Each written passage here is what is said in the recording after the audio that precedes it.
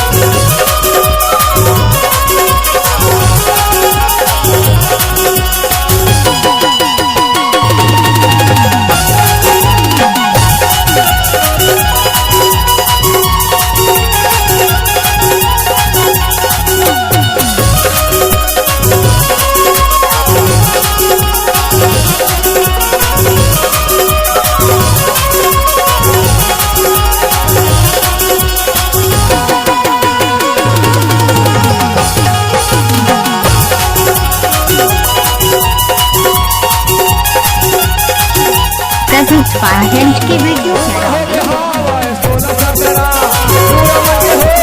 भारी खतरा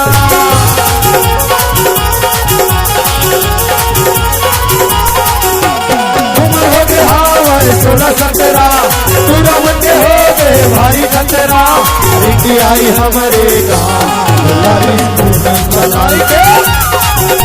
रिंकी आई हमारे गाँव, रिंकी आई हमारे गाँव, पाटन बनाई के। रिंकी आई हमारे गाँव, पाटन बनाई के। रिंकी आई हमारे गाँव, फैशन बनाई के। रिंकी आई हमारे गाँव, फैशन बनाई के। रिंकी आई हमारे गाँव,